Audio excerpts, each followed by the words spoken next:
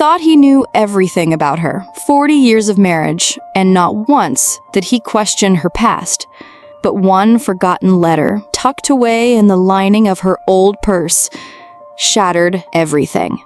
Have you ever wondered what secrets your loved one might take to the grave?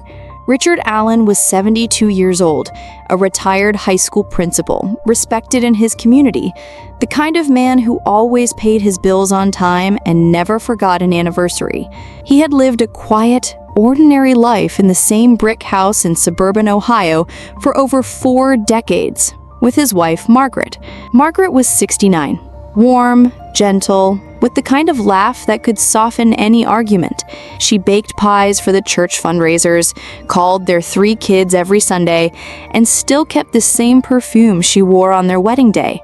To the outside world, and even to Richard, their life together seemed simple, even idyllic. But fate had other plans, because Margaret died suddenly, one chilly March morning, in her sleep. And it was only after her passing that Richard discovered a secret so deep it made him question everything he thought he knew about the woman he had loved all his life. It started a week after the funeral. The house was still filled with flowers and casseroles from kind neighbors. Their daughter Emma had returned to New York, and their twin sons were back in Chicago and Denver. Richard was alone. One quiet afternoon, he decided to go through Margaret's things, not to get rid of them, but to feel closer to her. Her closet still smelled like her. Her scarves still had traces of lavender. Then he found it. An old, dusty purse, one he hadn't seen her use in over 30 years. It was wedged in the back of the hall closet, behind some boxes of Christmas decorations. He almost put it aside, but something tugged at him. He opened the purse slowly. It held the usual things: a compact mirror, an expired driver's license, a keychain from their honeymoon in San Francisco. And then he noticed the purse had a tear in the inner lining, almost invisible unless you ran your fingers along the seam. Inside that lining was a folded, yellowed envelope. No name, no return address, just one word written in faded ink: "Forgive me." Richard hesitated. His heart beat faster. He sat down at the edge of their bed and opened the envelope. Inside was a letter, handwritten in Margaret's unmistakable cursive, the same style she used on Christmas cards and birthday notes. But this wasn't like any note he had ever received from her. "Dear John, if you're reading this, it means I couldn't say the words to your face. I tried so many times, but I couldn't bring myself to ruin your life again. What we had, it never left me. Even after all these years, after building a life with someone else, after marriage and children, I still think of you. I was young and scared, and I chose security over love. I told myself it was the right thing, but not a day has passed where I haven't wondered about the life we might have had. I know it's too late now. I'm not asking for anything. I just needed to say, I never stopped loving you." There was no date, no last name, but there it was, in black and white. Richard read it again and again. Dear John. Who was John? Had she written it before they met? Was it meant for someone entirely? He tried to dismiss it as something from her past, but something didn't feel right.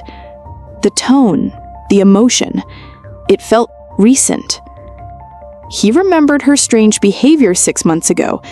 She had gone to a funeral by herself. A friend, she said, an old friend from college. He'd offered to go with her. She insisted it wasn't necessary. Now Richard wondered, was that John's funeral? Had she reconnected with him somehow? Over the next few days, he became obsessed. He searched through old photo albums, journals, even her email, though it felt like a betrayal. He found no mention of a John, But in an old journal from 1975, the year before they were married, he saw one entry. Jay came to the diner again. I wish I could tell him how I feel, but I know he deserves more than someone who's unsure. Richard was stunned. He always thought he had been her first real love, her only love. But maybe he wasn't. Then came the twist.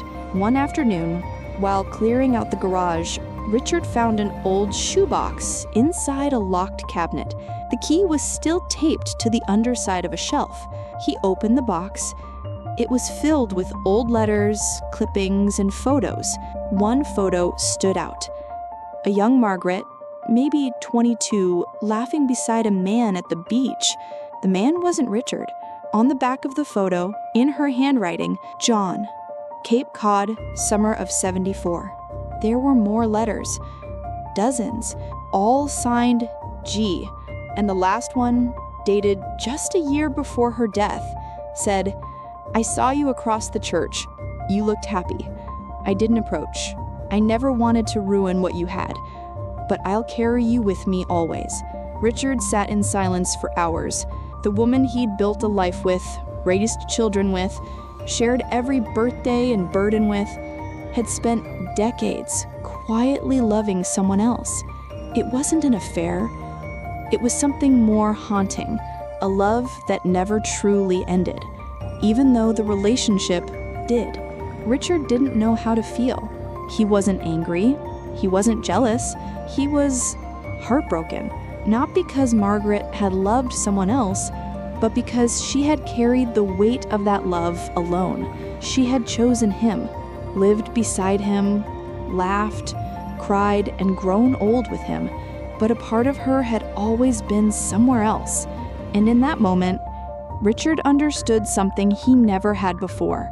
Love isn't always simple. It isn't always clean or fair. Sometimes it's a decision. Sometimes it's a sacrifice. He placed the letter back into the purse, and then he took it, along with the photograph, and buried them beneath the maple tree in their backyard, the same place where they had carved their initials so many years ago. He whispered, I forgive you, Margaret. I hope you found peace. And for the first time in days, he smiled, because now he knew the whole truth. And somehow, knowing it made her feel even more real, more human, more his. If this story touched your heart, please like, share, and subscribe to True Fiction Stories for more unforgettable tales. Sometimes, life writes the most powerful stories, and sometimes, love is far more complicated than we ever imagined.